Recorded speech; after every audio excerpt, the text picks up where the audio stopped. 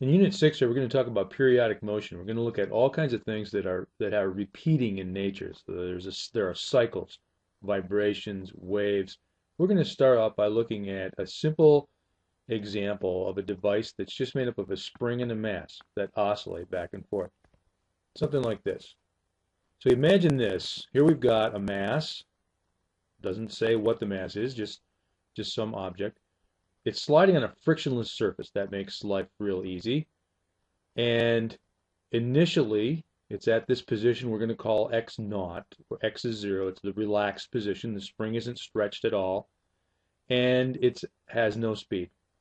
The spring has a spring constant that we're going to just model with the symbol for spring constant, k. Now, we stretch this thing out. So we move the mass out, we stretch the spring, we stretch it to some distance that we're going to call a. A, we'll find out later, is going to be short for amplitude, but we're going to just call it A for now. So we stretch it out to some distance A. That means there's energy stored in the spring now, and it still doesn't have any velocity because we're holding it there, but then we're going to let it go. When we let it go, the mass begins to move, and of course, it moves back toward the relaxed position, and then you've seen these kinds of things before, and you can imagine what's going to happen. It's going to bounce back and forth as it reaches the extent of compression of the spring and then bounces back like this.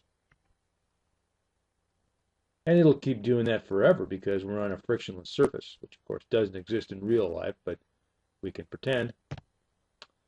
What we're going to do now is we're going to analyze the energy of the system at a few key spots and use that as a kind of a springboard for studying quite a bit about these kinds of motions, which are called simple harmonic motions. The first position that we're going to look at is where we're at the extent of the spring, when we've stretched it out to that maximum distance A that we were talking about. And what we're going to look at here is what's the potential energy? Well, the potential energy at this position, because it's a spring that's been stretched, is 1/2 k times delta x squared. But delta x here is A, so that means that potential energy is 1/2 Ka squared. Kinetic energy, well, the velocity is 0, so the kinetic energy is also 0. So the total energy, the total mechanical energy here, is just the potential energy. And so our total energy in this system is 1/2 kx squared.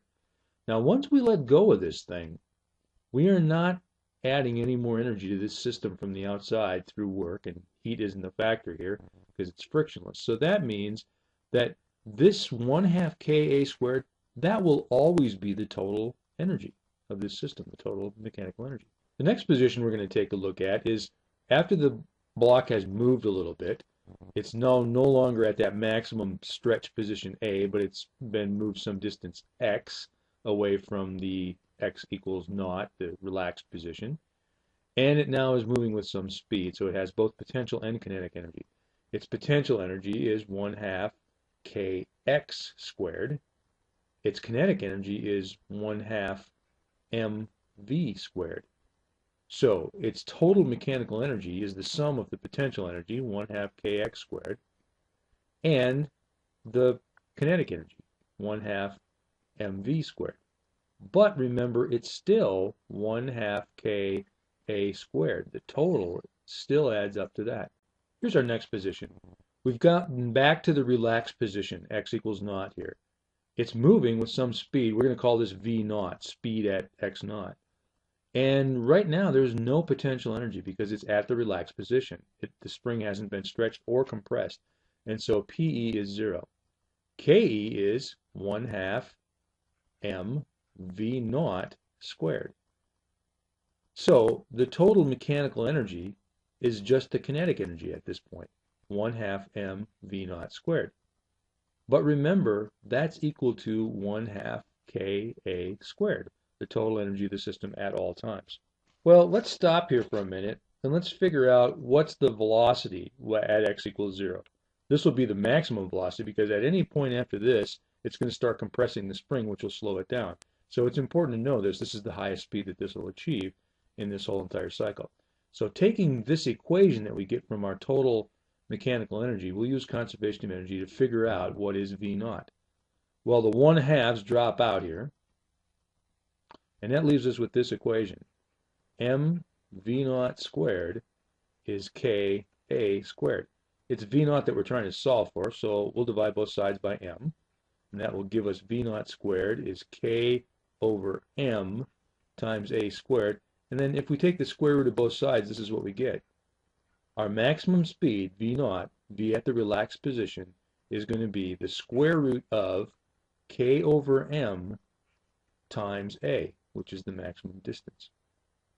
The next position we're going to look at is after the spring's been compressed some, so it's moved some new distance x now away from the relaxed position, so energy is stored in the spring again. The amount of energy that's stored there is 1/2 kx squared, whatever x is, and it's moving because it hasn't come to a stop quite yet. So that means there is also kinetic energy, 1/2 mv squared. So the mechanical energy is the sum of potential, 1/2 kx squared, and kinetic, 1/2 mv squared.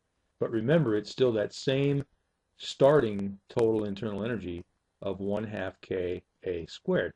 The last position we're going to analyze here is when it's come to the end of its cycle. Its velocity is now 0.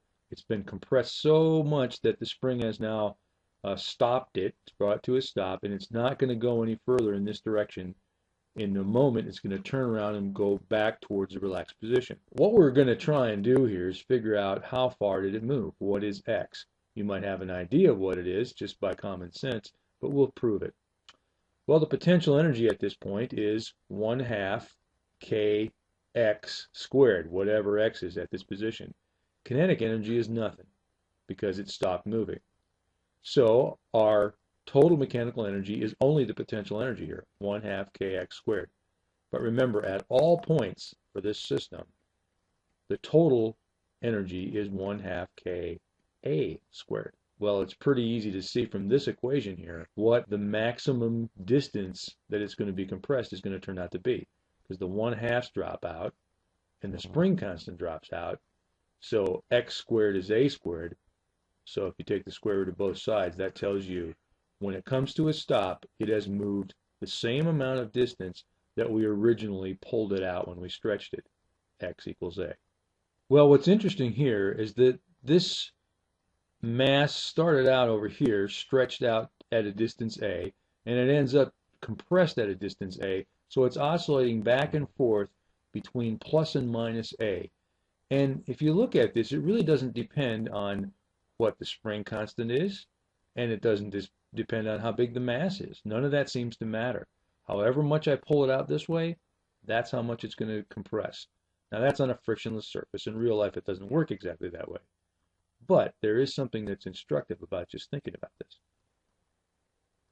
Let's go back to this slide here. This is where we've got the mass still in motion, it's still moving, so it has some kinetic energy, and it hasn't completely come to the end of its compression yet. The spring hasn't. So we're at distance x, not the a where it's going to stop. So the potential energy here is 1/2 kx squared, however far it's compressed. The kinetic energy is 1/2 mv squared, and so the total mechanical energy is the sum of those two, 1/2 kx squared plus 1/2 mv squared. But that's going to be equal to 1/2 ka squared, which is always the total mechanical energy of this system. I'm trying to isolate v squared here, so I'm going to cancel these 1/2 terms out of here to start simplifying. And this gives me this equation, kx squared plus mv squared is equal to ka squared. I'm trying to get the v squared here isolated, so I'm going to subtract kx squared from both sides. That leaves me with this, mv squared is ka squared minus kx squared. I'm going to factor k out. mv squared is k times a squared minus x squared. Now, for reasons that I hope will make sense in a little bit, I'm going to try and factor an a squared out of here. Might seem like a stupid thing to do at this point, but there's a method to this that hopefully will make sense later on. Now, if I'm going to factor an a squared out of here, then this term is just going to become 1. But to factor an a squared out of here, well, I don't really have an a squared. But if this were x squared over a squared, I could factor an a squared out, and that would just be a squared over a squared times x squared, which is 1. Does that make sense? Watch this. mv squared equals ka squared times 1 minus x squared over a squared. I'm going to divide both sides by m. So v squared is ka squared over m times 1 minus x squared over a squared. Now here's where this makes some sense. Earlier, we showed that the velocity at naught, at the relaxed position, the maximum velocity in fact, squared was equal to ka squared over m. So, since we've got ka squared over m here, and we know that's equal to the maximum speed, we can say this: the velocity squared at any time is equal to the maximum velocity squared times 1 minus x squared over a squared. So this is an equation that tells us, allows us to figure out velocity at any speed. So, square root of both sides, velocity at any time is equal to the fastest possible velocity times the square root of 1 minus x squared over a squared. So if you know how much it got stretched maximum, you know where it is right now, and you know what its maximum speed possibly was, which is something you can calculate, you can figure out the velocity at any point. Now, keep this in mind. Write this down in your notes or something, because we're going to come back to this idea as a description of something that's in simple harmonic motion a little bit later on.